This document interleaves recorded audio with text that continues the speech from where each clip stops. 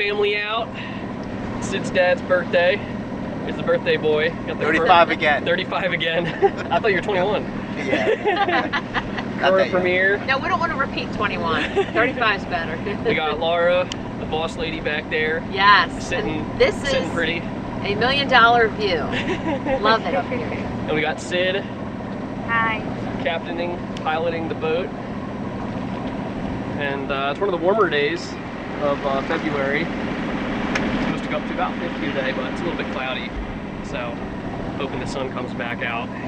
But overall, pretty solid day. Can't complain. Wind's about probably 12 to 15 knots, so we'll get some good heel later on. Some good wind. And once we get out there, we'll probably pull the main up and then get the jib up after. Engine's still having starting problems, so hopefully we don't get stranded out here. Hopefully get towed by our neighbors. Did Milton and Chris come out on their powerboat already? Yeah, they're probably out here somewhere. They usually mosey on around. And there's all of the military vessels. Oh, look, there it is. There's the shipyard where they... Oh, there's Chris and Milton straight ahead. Yeah. Coming in hot. Coming at us. Just stay to their... Stay to the... Okay. Here they come. Yeah, they're going a little faster than us.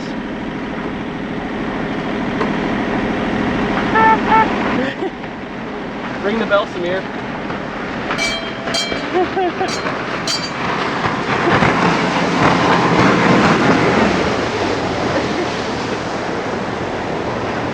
They're causing all the trouble for you. Yeah, just go straight, Sid. Howdy, neighbors. Yeah, birthday sale. Looking good. Yeah. The CEO seat right here. Happy birthday, Marty. You're so lucky. Oh my God. You're so lucky. Where are you? Oh boy, the wind picked up. We got poor Laura and Samir holding on for dear life. I almost went And we just have the jib up. Luckily, we were considering bringing up the main when it was a little bit less windy, but luckily we didn't since I don't have the reef lines in. When you think you're going to fall And overboard, we've been this hitting is about- the solution. Yeah. More We've been hitting about 6.5 knots with just the jib. You want more, honey? So we're cruising. We got Sid here, still our fearless leader. Captain. So just watch the depth too, because I know it's shallow up here Oh, that's to starboard. So we did have a little oopsie down here. We didn't lock the table up, so the table swung around, and fortunately we lost some poor souls down there. Lost some of the Coronas. They slid off the V-berth bed, but everything else is still pretty secure. I still just have the engine idling. I'm probably just going to keep it idling the whole day, just because we have still problems with the starter. Everything's nice and secure back here.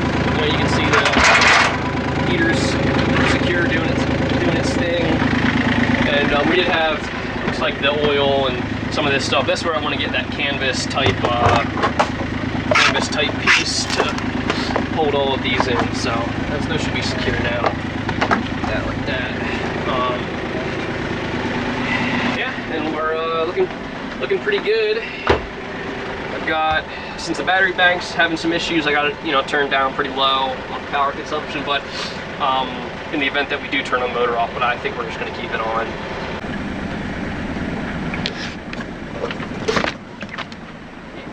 How's it going up here, Laura? Let me see if I can get. You peeping Tom. Hey, so I can get in that way if I get in trouble. Yeah, you can climb in. I've climbed in this multiple times. It's kind of creepy up here. Like, in Yeah, this shaky all the spot. water going by. Getting pretty close to the Bay Bridge. Pull it in. Yeah, that's why we lose some wind.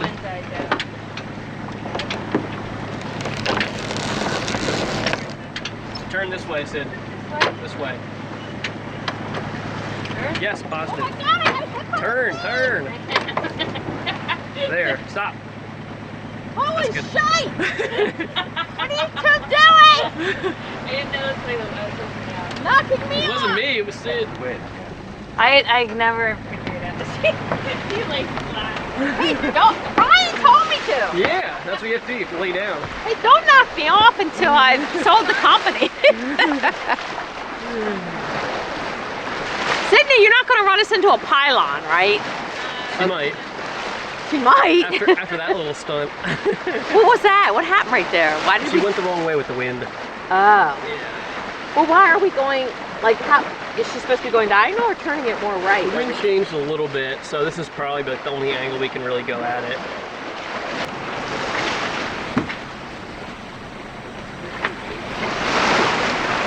Looking good, Captain. Thank you. I almost knocked you guys off, but you gave me control. I know. All of a sudden, that thing came. Like I was like, oh my God, these kids are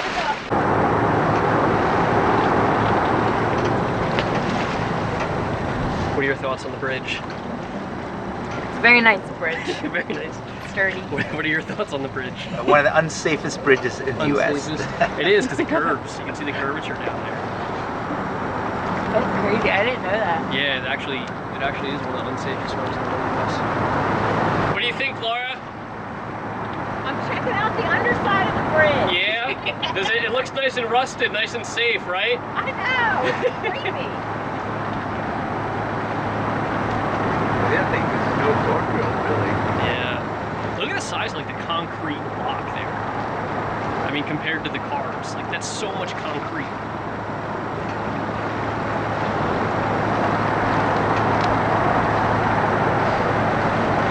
It's funny that you can hear the cars. You gonna fit, Sid? I know, I'm nervous. Maybe You here. gotta duck your head. You gotta duck your head. You know we're in trouble.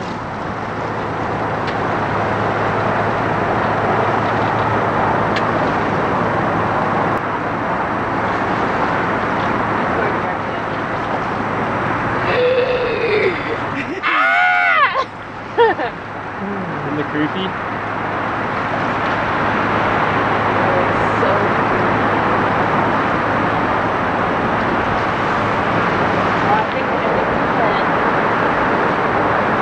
We made it. This one's lower than this one, I think. The one that we're under. I think they're different heights. It's weird, they're so big, it's almost like going under like an alien, like, monolith, you know? Yeah. Like, it doesn't feel like natural going under because it's so large. It goes so far down there.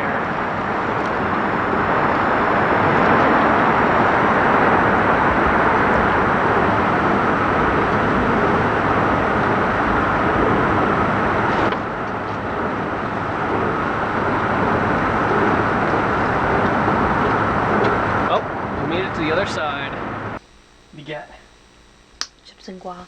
chips and guac. Chips and over-ripened guac. Only the edible parts. Yeah, looking good. Those look pretty good.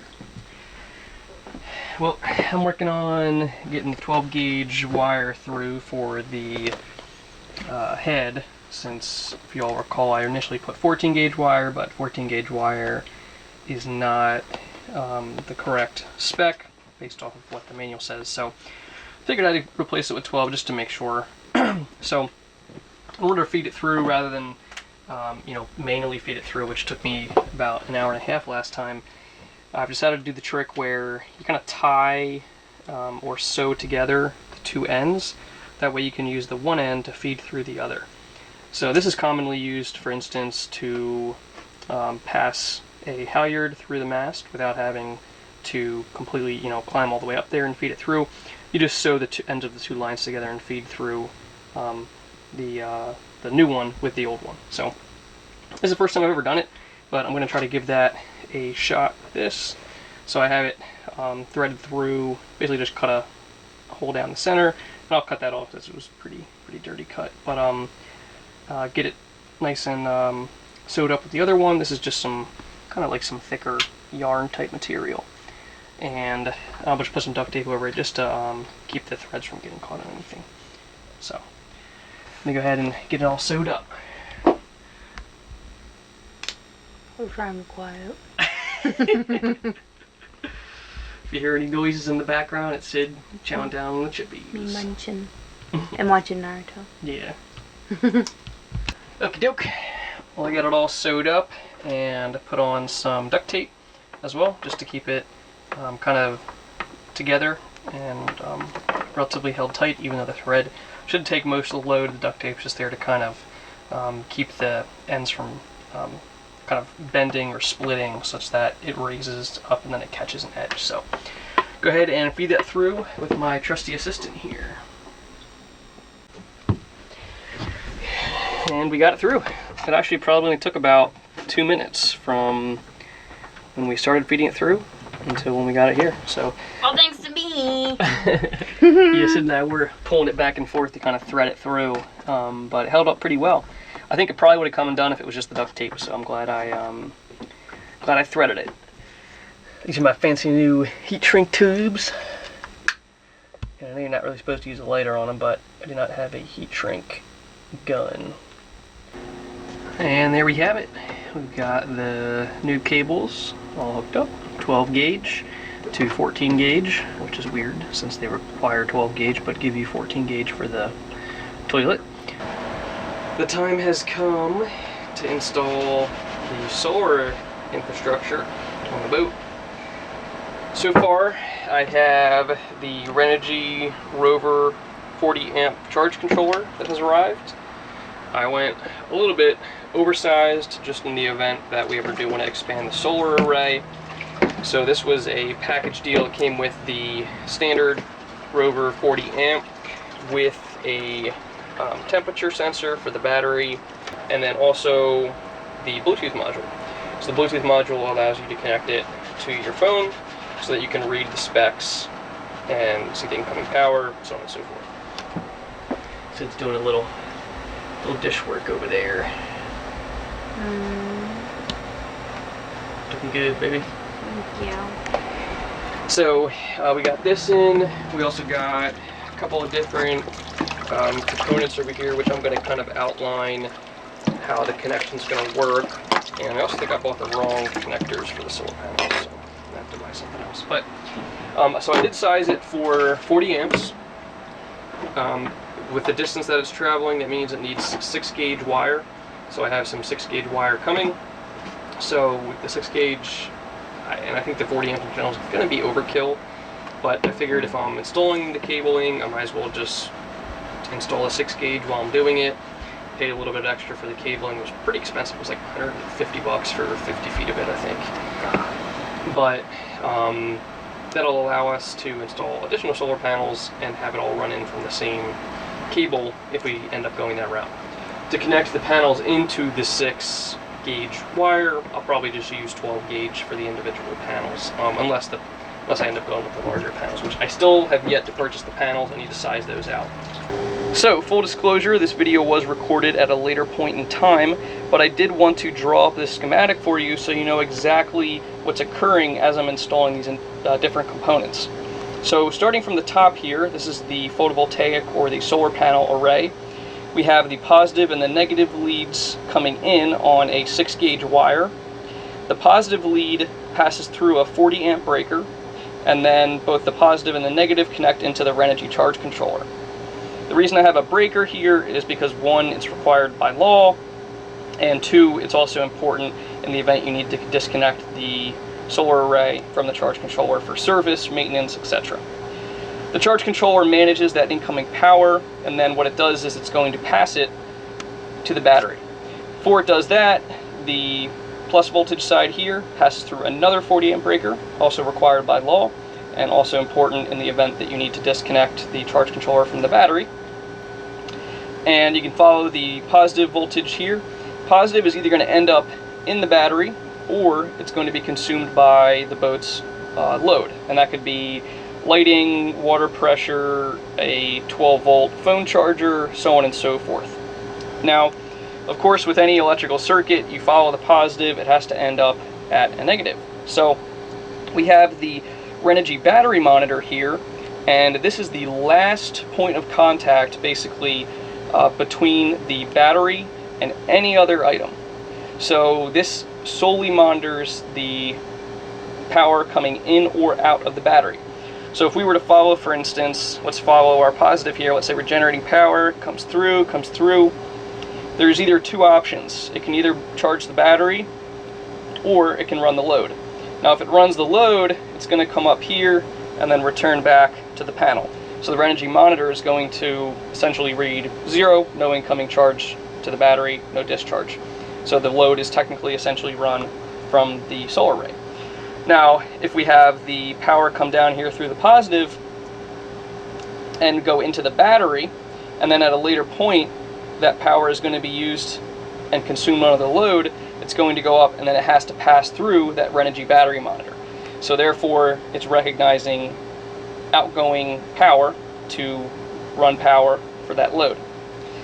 Now, in the event that, let's say the load is off, we have nothing running on the boat, or we have excess power, that power is going to come boom, boom, boom into the battery and then register on the Renogy battery monitor as incoming power, thus charging the battery.